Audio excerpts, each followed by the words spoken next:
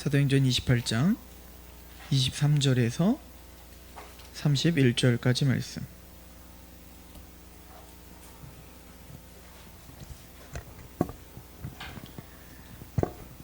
우리 함께 봉독할까요? 사도행전 28장 23절에서 31절. 시작. 그런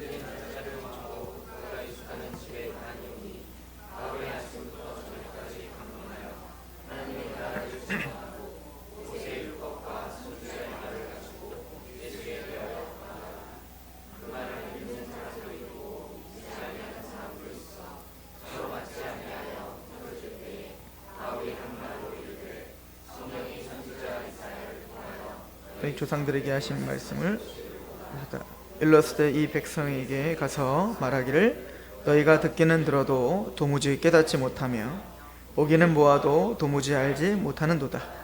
이 백성들의 마음이 우둔하여져서 그 귀로는 둔하게 듣고 그 눈은 눈 감았으니 이는 눈으로 보고 귀로 듣고 마음으로 깨달아 돌아오면 내가 고쳐줄까 함이라 하였으니 그런즉 하나님의 이 구원이 이방인에게로 보내어진 줄을 알라. 그들은 그것을 들으리라 하더라. 바울이 온 이태를 자기 셋집에 머물면서 자기에게 오는 사람들 다 영접하고 하나님의 나라를 전파하며 주 예수 그리스도에 관한 모든 것을 담대하게 거침이 없이 가르치더라. 아멘. 자,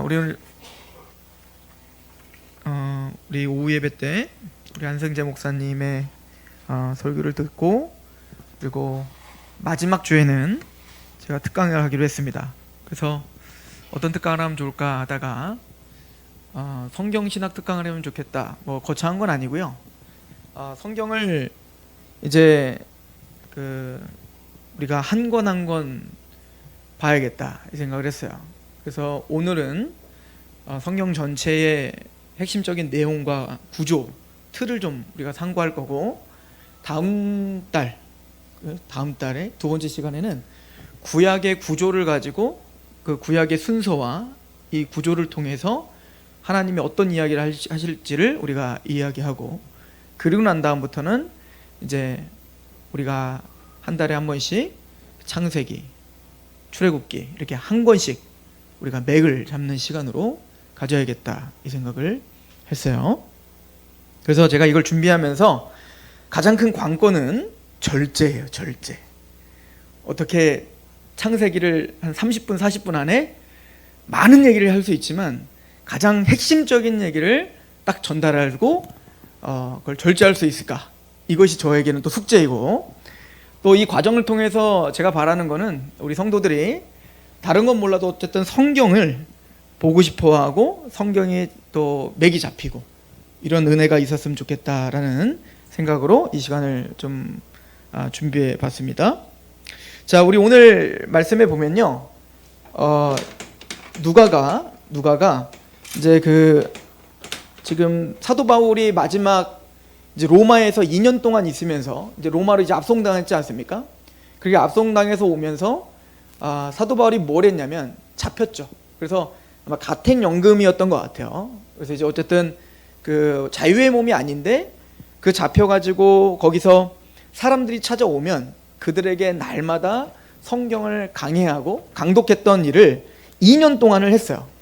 근데 오늘 본문에 뭐라고 말하냐면 사도 바울이 2년 동안 열심히 성경을 가지고 찾아오는 사람들에게 강독을 하는데 그 핵심적인 내용, 성경을 통해서 말하고자 한 게 무엇인가를 딱 정리해놨죠. 누가는. 우리 오늘 사도행전 28장 23절을 다시 한번 보시면요, 이렇게 말합니다. 그들이 날짜를 정하고 그가 유숙하는 집에 많이 오니 바울이 아침부터 저녁까지 강론하여, 아침부터 저녁까지 매일을 강론한 거예요. 하나님의 나라를 증언하고 모세의 율법과 선지자의 말을 가지고 예수에 대하여 권하더라.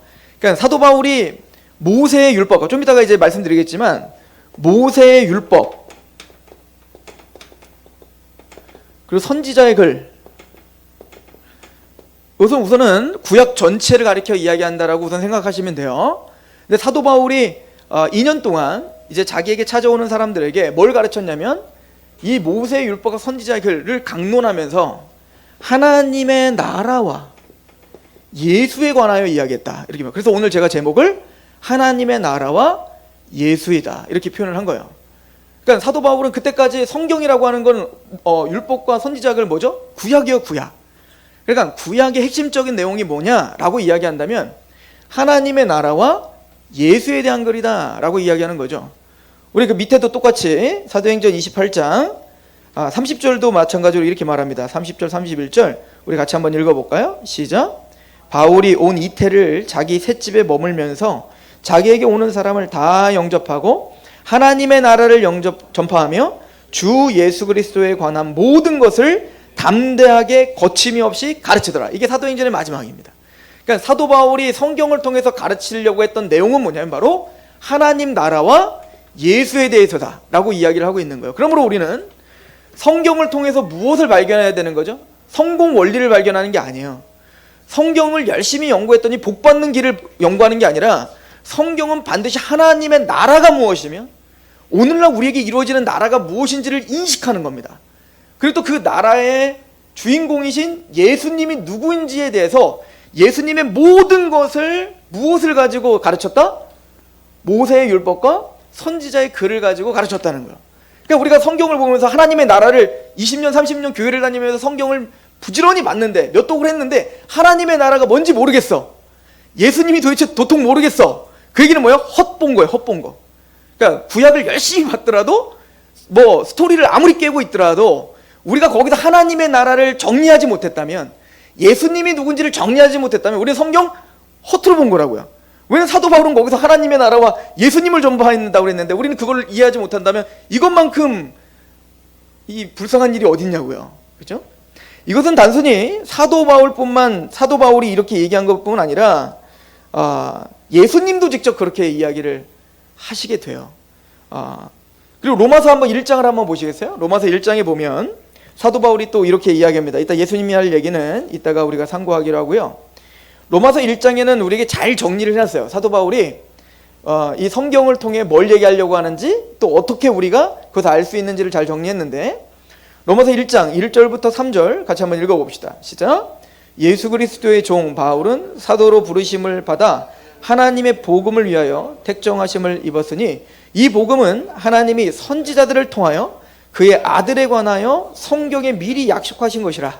그의 아들에 관하여 말하면 육신으로는 다윗의 혈통에서 나셨고 성결의 영으로는 죽은 자들 가운데서 부활하사 능력으로 하나님의 아들로 선포되셨으니 곧 우리 주 예수 그리스도시니라. 여기서 보니까 뭐라고 말하냐면 사도 바울은 복음을 전하려고 했다. 그죠? 복음을 전하려고 했는데 이 복음은 하나님이 누구를 통하여? 첫 번째, 선지자를 통해서.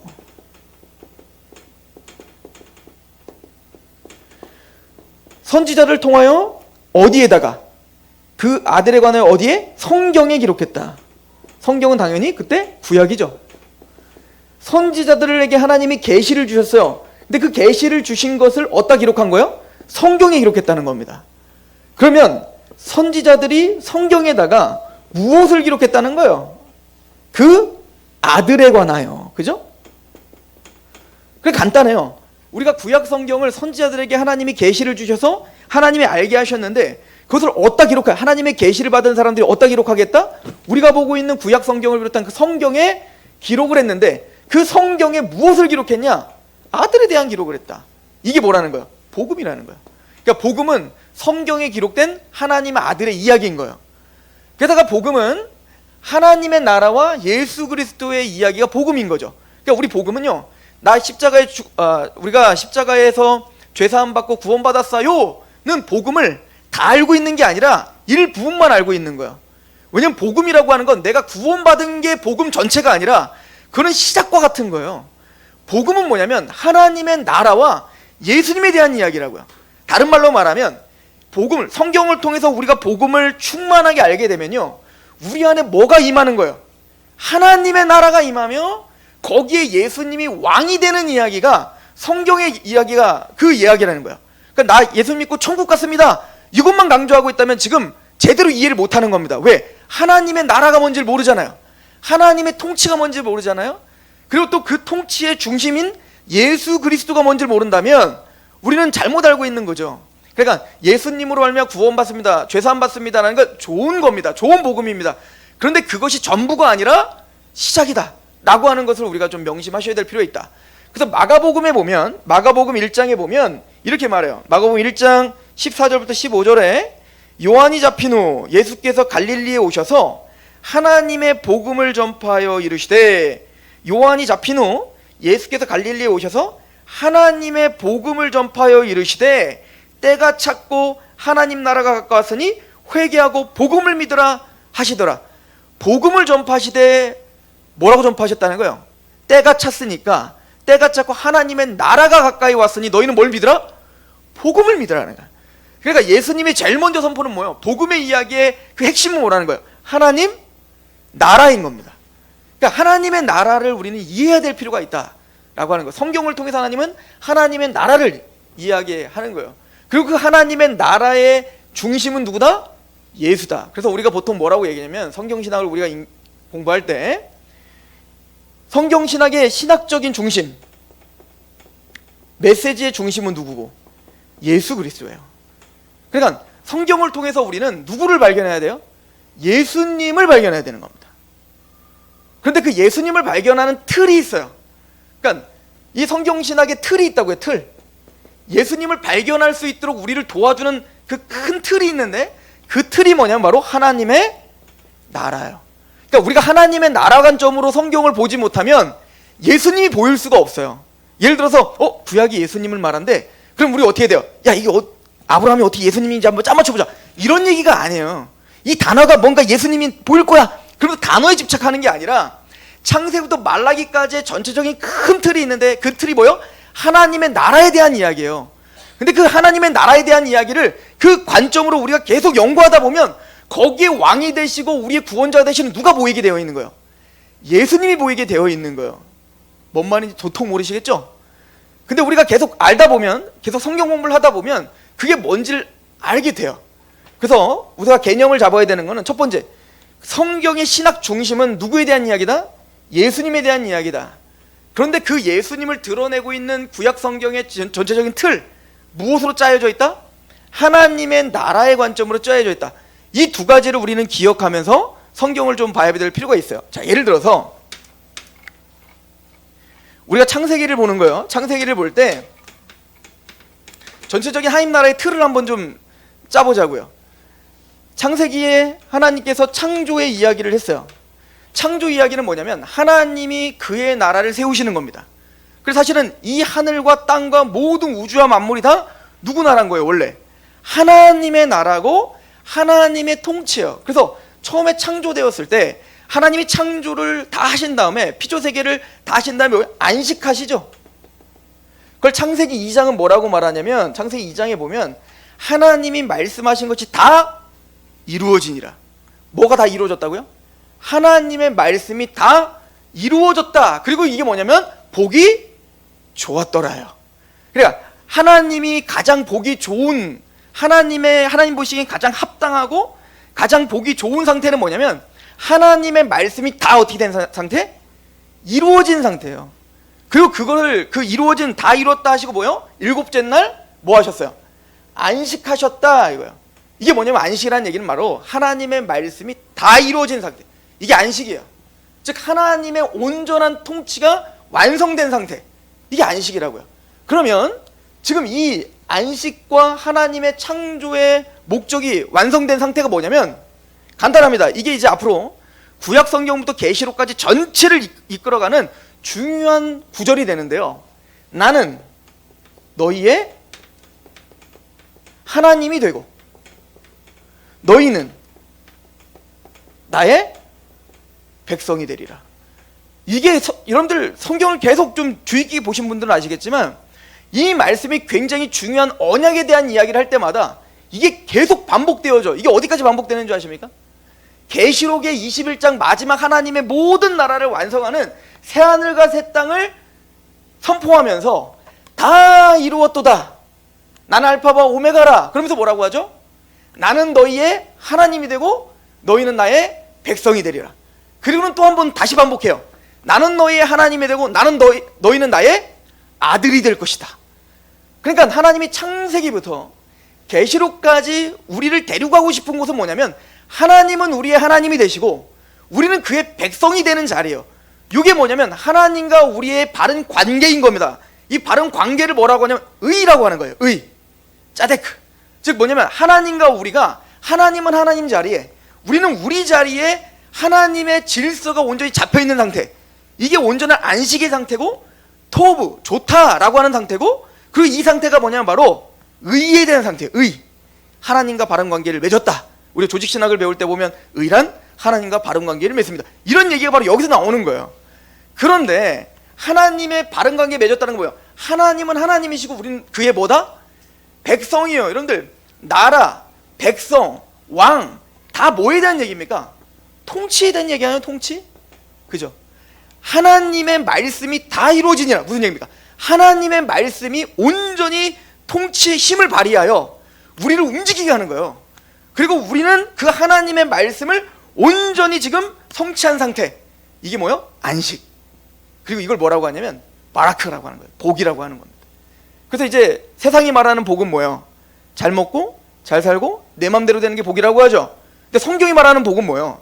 시편 1편이 복받은 자의 고백이, 시편 전체가 다 복 있는 자의 고백이거든요. 그러니까 구원받은 자의 고백이 시편의 고백이에요.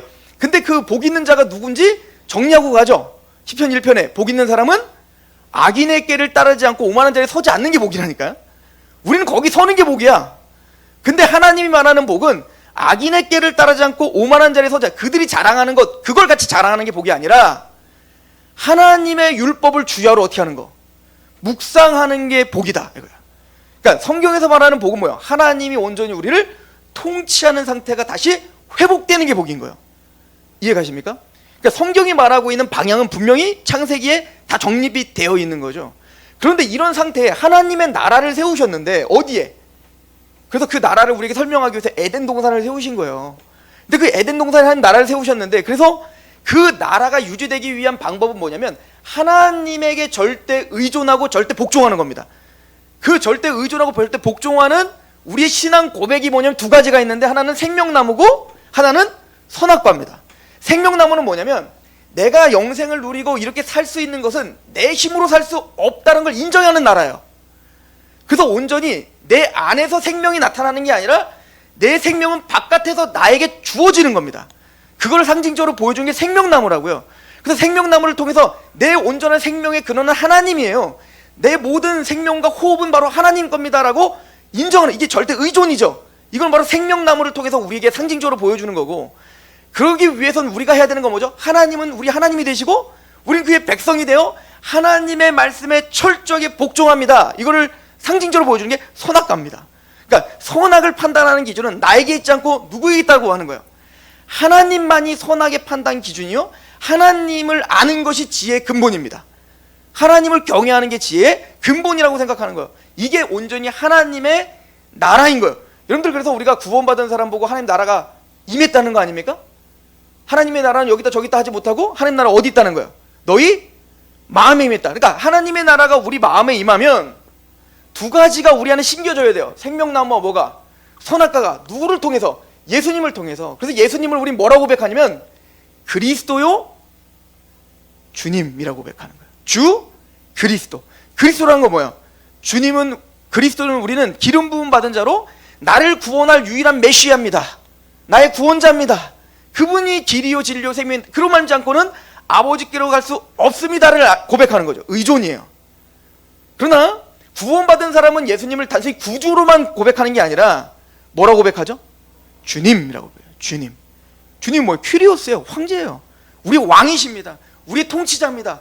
우리는 당신에게 순복합니다. 무엇으로? 사랑에 강권되어 순복합니다. 이게 하나님의 나라가 임한 자의 특징이죠. 그러니까 성경은 창세기부터 그 하나님의 나라가 무엇인지를 설명해요. 그런데 우리가 잘 때 아담이 선악과를 따먹음으로 말미암아 하나님의 나라가 실패한 것처럼 보이는 겁니다. 왜? 인간이 어떻게 해서 하나님을 의존하고 하나님에게 복종하는 게 아니라 이제 내 맘대로 살겠다는 거 아닙니까? 그래서 창세기에서 아담이 선악과를 따먹은 다음부터는 이제는 어떤 싸움이 일어났어요. 그 전까지 싸움이 없죠. 왜? 토부, 보기 좋잖아요. 모든 만물이 다 하나님의 말씀대로 돌아가는데 내 생각과 내 감정이 하나님의 온전한 말씀대로 돌아가니 마음을 다하고 뜻을 다하고 목숨을 다 하나님을 사랑하게 되고 또 그 온전한 마음이 돌아가니 내 옆에 있는 형제가, 내 옆에 있는 자매가 뼈 중에 뼈요 살 중에 살이요. 얘가 아프면 나도 아프고 얘가 즐거우면 나도 즐겁고 얘가 슬프면 나도 슬픈 거예요.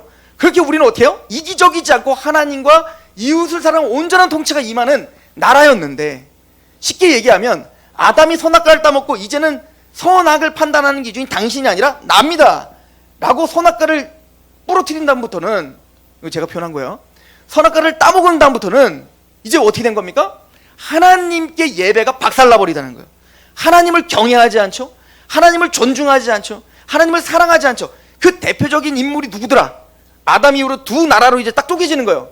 아벨과 가인으로 쪼개지는 겁니다. 그래서 여전히 하나님이 통치가 온전히 있는 아벨은 하나님과의 관계가 온전히 되어 하나님 받으시는 예배를 드린다는 것이고, 가인은 제일 먼저 부서지는 게 뭐예요? 하나님과의 관계가 끊어진다는 겁니다. 그럼 하나님과의 관계가 끊어지면 그걸로 끝나나요? 그렇지 않죠. 우리가 하나님의 통치를 받지 못하면 뼈 중에 뼈 살 중에 살이었던 그 하와를 나중에 뭐라고 해요? 얘 때문에 내가 이 모양이 됐어 라고 원망의 대상이 되는 거예요. 그냥 이 존재가 그냥 내 사랑이었거든요. 그냥 얘 마음을 그냥 알았거든요. 연합되어 있는데 하나님과의 관계가 끊어지니 누구의 관계도 끊어져. 보여지는 형제와의 관계도 끊어져. 나중에 가인은 어디까지 가는 거예요? 보기 싫으니까 돌로 쳐 죽이는 데까지 가는 거예요. 이게 뭐야? 하나님의 나라가 지금 박살이 나고 있는 겁니다. 그러면 하나님이 그렇게 박살이 난 그 하나님의 나라를 가만 두시겠습니까? 하나님 그러실 분이 아니죠. 하나님은 한번 결정하시고 말씀하시면 반드시 성취하십니다. 이걸 이렇게 말해요. 신실하시다, 미쁘시다, 이런 뜻이거든요. 그런 하나님이 인간이 실패하더라도 하나님이 하나님의 열심으로 다시 하나님의 나라를 회복할 거야. 그 선포가 바로 창세기 3장 15절 얘기인 거예요. 여자의 후손이 뱀의 머리를 밟고 너희를 그렇게 타락시킨 뱀의 머리를 밟아버리고 내가 뱀과 죄의 권세 가운데 너희들이 빠져있는 그 죄악된 나라에서 내가 너를 건져내고야 말 거다 라고 선포하신 게 뭐냐면 복음이에요. 그러니까 복음이라는 건 단순히 내가 죄산받았다 단편적인 그런 얘기가 아닌 거예요. 우리가 죄와 사단의 권세에 있던 우리가 하나님이 그 죄악된 나라에 뚫고 들어가셔서 하나님이 내가 아닌 여자의 후손을 통해서 우리를 건져주시는 이야기. 그럼 건져진다는 것, 와 구원받았다 이게 끝이 아니라 이스라엘을 애굽의 파라오의 죄와 파라오의 권세 아래 하나님을 위하여 성막 짓고 제사 드려야 될 하나님의 백성들을, 걔네들은 열심히 일을 해갖고 뭐를 짓겠어요? 하나님을 위해서 살지 않고 누굴 위해서? 파라오를 위하여 라암셋과 피라밋을 짓고 살게 했잖아요. 그런데 거기에 하나님이 뚫고 들어가시는 거야. 어디로? 그 죄악된 나라로 뚫고 들어가셔서 세상을 심판하시고 누구를 데려오시는 겁니까? 하나님의 백성들을 끄집어내시는 이야기, 이게 복음이라고요. 근데 그 끄집어내는 게 누구를 통해서 끄집어내냐? 창세기 3장 15절에 바로 여자의 후손이 그 일을 할 거야 라고 창세기 선포하는 겁니다. 그럼 궁금한 거야. 그럼 그 여자의 후손이 누구지? 그 하나님의 나라를 우리에게 온전히 이루실 그 여자의 후손이 누구지? 그 여자의 후손은 아벨의 자손이어야 돼.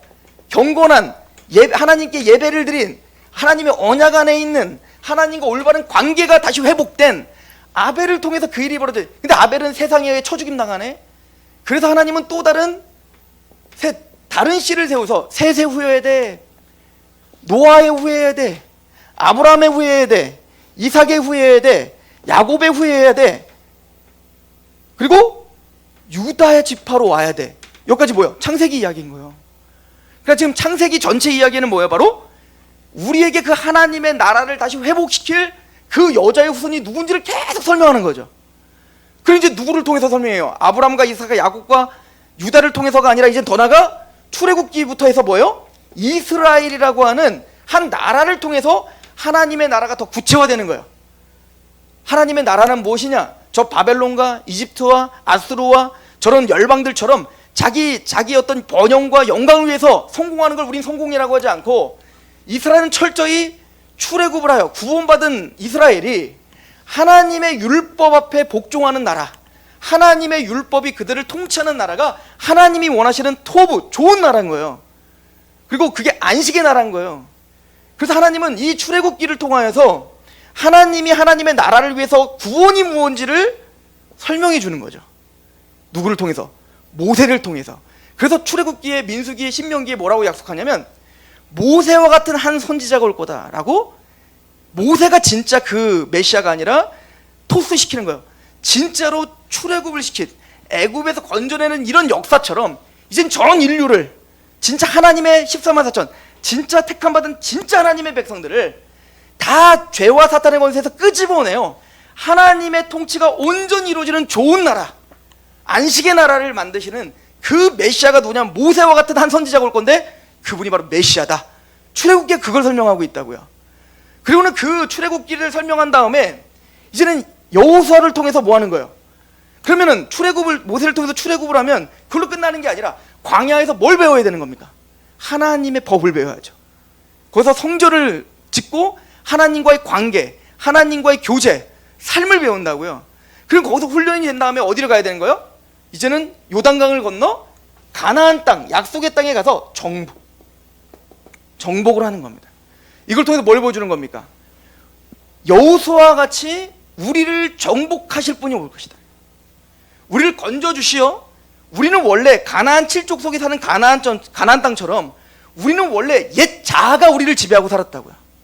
욕심, 탐심, 나의 어떤 이기적인 내 생각과 발끝부터 머리끝까지 우리를 지배하며 사는데 그거를 정복하시고 여리성을 무너뜨려 버리고, 다른 말로 신약적인 관점으로 보면 사단의 머리를 부셔버리고 결박시킨 다음에 우리를 건져내야 된다는 거잖아요. 그래서 애굽의 파라오가 머리가 부서지고 홍해에서, 그래서 우리를 건져내시어 우리가 원래 지배하던 그 옛자를 부셔버리고 거기에 하나님이 통치하는 예수의 나라가 세워지는 것. 여호수아와 같이, 그래서 여호수아라는 이름이 예수라는 얘기거든요. 그러니까 여호수아 같은 정복자가 올 거다. 그게 누구라는 거예요? 그리스도다. 이걸 설명하는 게 여호수아의 이야기란 말이에요. 그런데 우리가 여호수아가 그렇게 정복을 했지만 그 다음에 뭐요? 사사기 아닙니까? 사사기에는 뭐요? 그런 정복이 되어서 진짜로 하나님을 왕으로 모시는 그런 나라가 잘 세워졌어요? 아니면 자기 소견대로 자기 보기 좋은 대로 행하는 그런 이상한 백성이 됐습니까? 우리가 그렇다는 거예요. 하나님의 나라가 온전히 임했음에도 불구하고 우리는 여전히 하나님을 왕으로 모시지 않고 세상의 여러 열국들처럼 내가 왕이 되는 나라를 꿈을 꾸는 겁니다. 그게 사사시대예요. 우리 안에 그런 사사시대가 있단 말이에요. 구원받은 우리들에게도. 그런 사사시대를 정리하는 게 뭐예요? 한 왕이 나타날 거다. 근데 그 왕은 사울이 안 돼. 사울이면 안 돼요. 사울은 어떤 왕이요? 이스라엘의 왕이라는 이름은 있으나 그 통치법과 그 통치의 방법이 다 뭐예요? 세상 원리대로 하는 거예요. 그런 왕은 이스라엘에 필요 없는 거예요. 아무리 사울이 아주 철저한 어떤 전략가요, 외교가요, 정치가일 수는 있으나 그것이 좋은 왕이 아니라고요. 하나님이 원하시는 왕은 다윗인 겁니다. 철저하게 하나님 앞에 겸손한 왕, 그죠? 그 겸손한 왕이 우리를 다스려 모든 백성들이 다윗에게 경배하면 그것이 누구에게 경배하게 되는 거예요? 하나님께 경배하게 하는 그 왕이 올 거라는 거예요. 그 왕이 누구예요? 다윗과 같은 한 왕이 바로 예수다. 이걸 얘기하는 겁니다. 그래서 예수님의 십자가에 우리를 굴복시켜 우리가 예수님을 주라 고백하고 주님께 고백하고 왕이라 고백하고 거기에 순종하면 우리는 누구에게 순종하는 거랑 똑같은 거예요? 하나님 아버지께 순종하는 똑같은 나라가 되는 거예요. 그 다윗과 같은 한 왕이 올 거다 이거예요. 그러면 다윗이 정복하여 우리 안을 정복하고 외부를 정복하여 하나님의 나라를 확실히 시온을 세웠다면, 예루살렘을 세웠다면 거기에 이제는 진짜 중요한 뭐가 세워져야 돼요? 성전이 세워지는 거예요. 솔로몬 같은 왕, 성전을 세우는 솔로몬 같은 왕, 그래서 평강의 왕이신 솔로몬 같은 왕이 바로 예수요. 그 예수가 우리에게 하나님 나라가 임하게 했고 그 나라의 중심에 뭘 세우시는 왕이라는 거예요? 성전을 세우시는 왕이다. 하나님의 통치와 하나님의 은혜와 긍휼과 그 자비가 가득한 성전이 내 안에 세워져 철저하게 그 성전에서 나오는 말씀 앞에, 또 그 은혜 앞에, 또 그 공의 앞에 순복하여 거기에 감격하며 노래를 부르는 제사장들, 이게 누구라는 거야? 우리다 이거예요. 우리다. 그런데 이게 사무엘상, 열왕기상까지 이야기한 거예요. 지금 창세기 지금 열왕기상까지 온 거예요. 그러면은 그 다음부터 왕들이 북이스라엘과 남유다로 쪼개지면서 개판이거든요. 그 개판이 왕들을 통해서 뭘 배우는 겁니까? 이 세상에 어떤 왕도 메시아가 될 수 없음을 보여주고 있는 겁니다. 우리는 도저히 그 메시아를 흉내낼 수가 없는 겁니다. 그죠? 그래서 그런 메시아가 아닌 육적인 왕들이 지배하고 있는 나라는 멸망해야 되는 겁니다. 그래서 북이스라엘을 아수르를 통해서 멸망시키고 남유다를 바벨론을 통해서 멸망시키는 거예요. 그리고 그렇게 하나님의 영광이 가득했던 성전을 다 부셔버린 거예요. 왜? 그게 진짜 나라가 아니고 그게 진짜 성전이 아니거든요. 그래서 이것을 가지고 예레미야, 이사야, 하바국, 스가랴, 에스겔, 다니엘 그 모든 선지자들은 뭘 예언하는 거예요? 진짜 다윗과 같은 한왕이 올 것이다. 진짜 다윗이 세운 하나님의 나라가 세워질 것이다.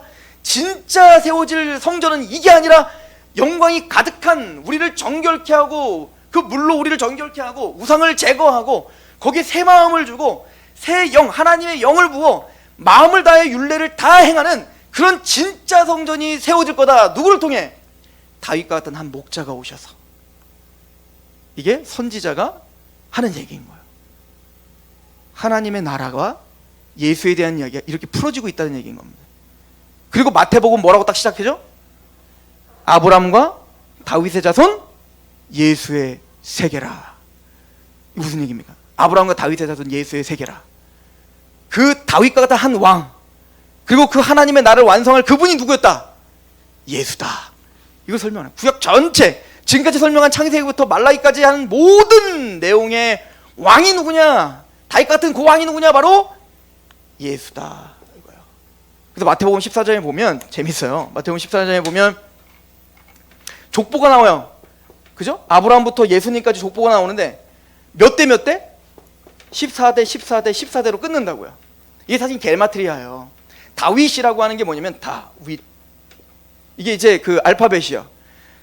모든 히브리어 알파벳은 다 숫자 값이 있습니다.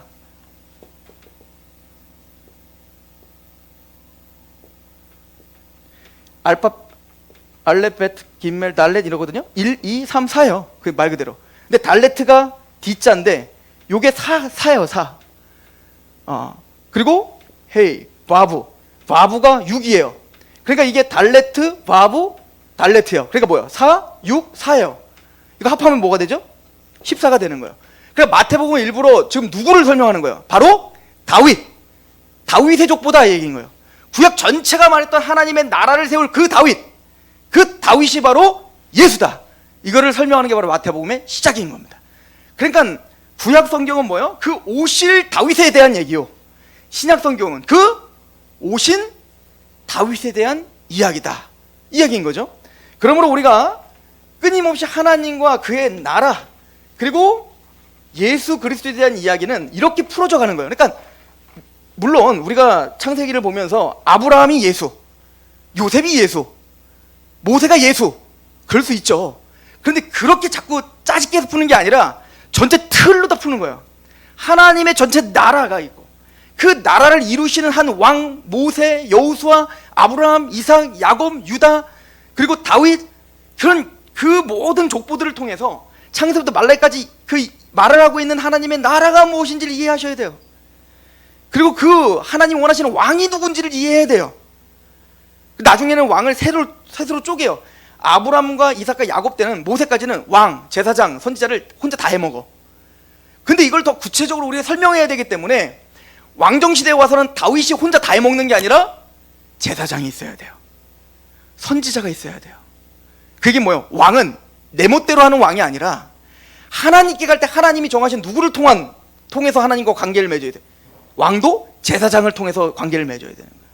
왕은 자기 멋대로 통치하는 게 아니라 반드시 누구를 통해서 말씀을 듣고 통치해야 돼요. 선지자를 통해서 말씀을 듣고 통치해야 되는 거예요. 그러므로 우리의 왕이시며 제사장이며 선지자 다 해먹는 분이 한 분 계셔. 예수님인 거예요. 그리고 이걸 다 해먹는 사람이 한 명 더 있어. 여러분인 겁니다. 우리가 그 예수를 믿고 있는 왕이며 제사장이며 선지자, 이거를 설명하는 게 성경 전체의 이야기인 거예요. 그래서 저는 이렇게 생각을 하는데 창세기부터 창세기, 출애굽기, 레위기, 민수기, 신명기, 우린 요거를 모세오경이라고 불러요. 이 모세오경을 통해서는 제사장을 우리에게 심도 있게 설명해 줍니다. 제사장이 누군지, 그리고 이스라엘이 제사장 나라다, 이걸 설명해요. 그래서 우리는 창세기부터 모세오경을 통해서 제사장을 정말 철저하게 공부해야 됩니다. 제사장이 뭐 하는 사람이며 어떻게 해야 되느며 어떤 목적을 위해서 살아야 되는지를 설명한다고요. 그리고 결론은 예수님이 우리의 제사장이야. 그리고 이제 역사서 여호수아, 사사기, 사무엘상하, 열왕기상하 이런 역사서를 통해서 이제는 뭘 만들어 가정해요. 다윗 왕이 누군지를 왕정 나라를 세우잖아요. 그리고 사울 왕이 아니라 다윗을 세우시고 왕이 무엇인 설명. 그러니까 역사서는 뭐예요? 왕이 누군지 설명한다고요. 그리고 마지막 선지서는 누구를 설명해요? 선지자가 누군지 설명하는 거죠. 그리고 제사장이며 왕이며 선지자는 누구다? 예수님이십니다. 구약 성경 전체가 바로 왕이며 제사장이며 선지자이신 예수를 이야기하고 있다. 그리고 그 예수가 무엇을 주러 오신 거예요? 하나님의 나라를 다시 온전히 회복할 뿐 아니라 완성하러 오셨다. 다 이루셨다. 그래서 제가 설교 중에 다 이루었다라는 걸 제가 강조했던 거 기억나시는지 모르겠는데, 다 이뤘다가 3번 중요한 부분 나온다고 했죠. 첫 번째, 창세기 2장입니다. 모든 천지를 창조하고 하나님이 다 이루셨다라고 말합니다. 근데 3장 가서 바로 무너졌다 이거예요. 타락했다. 그래서 이걸 다시 회복해야 돼. 하나님 나라를 회복해야 돼. 근데 그 나라가 다 다시 이루어져야 돼. 그게 언제 이루어지죠? 그래서 요한복음에 예수님이 십자가에 죽으실 때 마지막 외침이 뭐예요? 다 이루었다. 예수님의 십자가와 부활이 바로 그 하나님 나라를 이루셨다 이거예요. 그러나 완성됐어요? 아직 완성되지 않았죠. 그러니까 우리가 아직 이 모양이잖아요. 그런데 이제 진짜 마지막 다 이룬다 한마디 할 때가 올 때, 그게 뭐예요? 아까도 말했지만 계시록 21장 새하늘과 새 땅이 온전해지고 예수님이 재림하실 그때 다 이루었다. 그리고 말하기를 나는 알파와 오메가다. 그 하나님 나라를 다 이루시는 유일한 왕은 누구다? 예수다. 이걸 설명하는 것이 바로 성경입니다. 시간이 끝났네요. 절제. 다음 달에 창세부터 그 구조를 보면서 우리가 타낙을 우리가 배울 거예요. 토라, 네빔, 케투빔. 우리는 지금 어떻게 보고 있냐면, 여러분들 성경을 펴보시면 성경의 순서가 아마 율법서, 역사서, 선지서, 성문서 이렇게 4가지로 잘라 있을 거예요. 근데 신약도 똑같아요. 신약도 그래서 복음서, 그리고 역사서 뭐죠? 사도행전, 선지서 나중에 요한계시록, 그리고 성문서는 뭐예요? 서신서. 이렇게 구조가 잘 짜져 있어요. 근데 이거는 누가 짠 거냐면 우리가 짠 거예요. 이건 문학 장르별로 묶은 거야. 근데 유대인들은 이렇게 지금 보지 않아요. 구약을 지금도 처음부터 끝까지 이렇게 안 봤으면, 이렇게 짠 거는 우리가 짠 거야. 누가 짰냐면 라틴어 성경 벌게트역이라고요. 제롬이 성경을 번역하면서 70인역을 그 헬라어로 번역된 70인역을 참고했다 안 했다 뭐 논쟁이 있는데, 어쨌든 기본적으로는 그 제롬이라고 하는 벌게트역 라틴어 번역이 이렇게 문학적으로 짠 거고, 지금도 유대인들은 이렇게 보지 않고 3군데로 봐요. 3가지로. 뭐라고 보냐면, 우리 그 예수님이 누가복음에 보면 모세의 율법과 선지자의 글과 시편의 나를 가르쳐 이루겠다라고 하죠. 그래서 이 사람들이 이제 모세의 율법을 뭐라고 하냐, 이제 토라라고 불러요. 토라라고 불러요. 이게 2개인가 1개인가 찾아보세요. 그리고 선지자의 글이면 그 선지자가 나비라는 거예요. 나비. 이게 선지자예요. 그래서 네빔이라고 불러요. 네빔.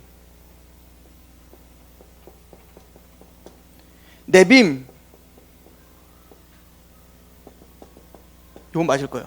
네빔이라고 부르고, 시편은 뭐냐, 시편, 욥기, 잠언, 전도서 이걸 다 시가서라고 부르는데 이거를 케투빔이라고 불러요. 케투빔.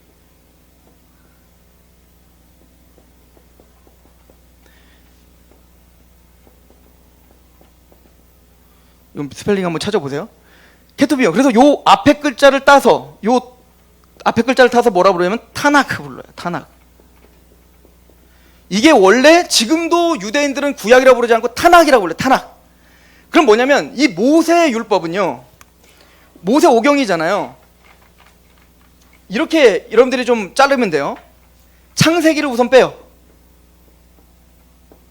창세기를 빼고 세 부분으로 나누는데,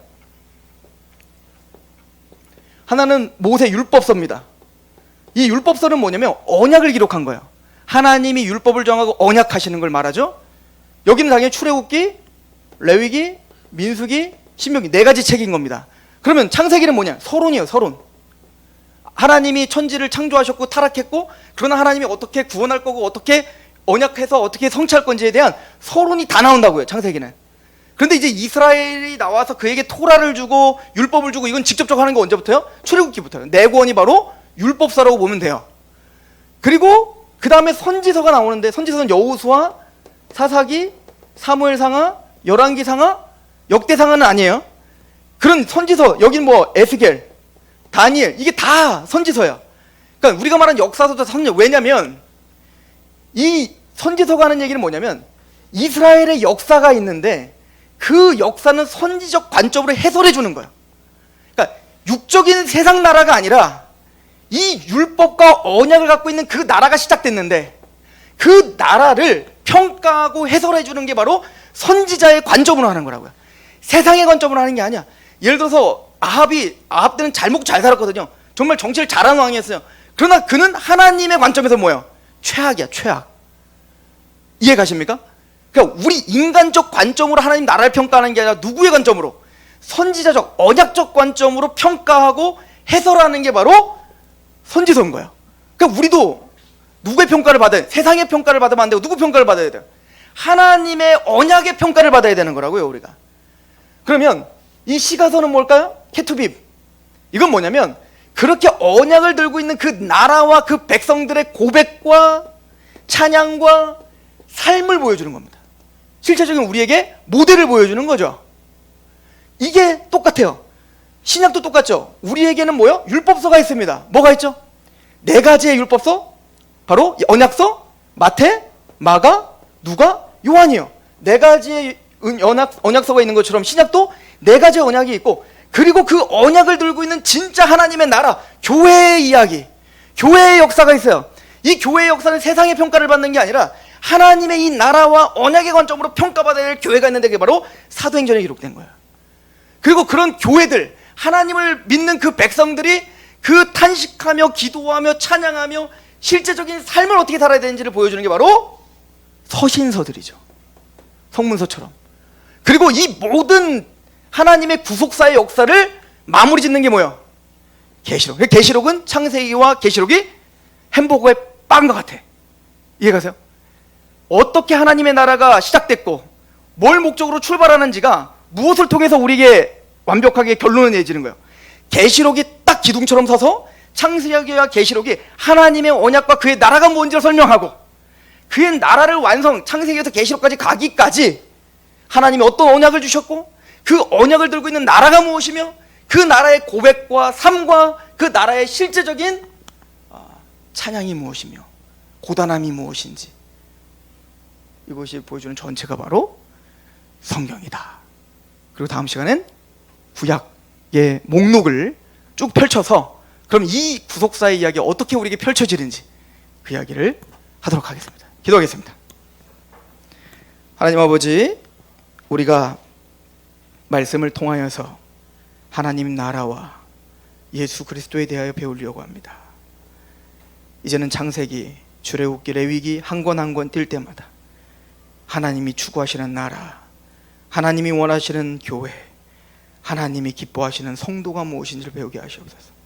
하나님의 통치가 온전히 이루어지며 예수 그리스도의 은총이, 그 사랑이 강권하는 그 나라가 무엇인지를 배우게 하옵소서.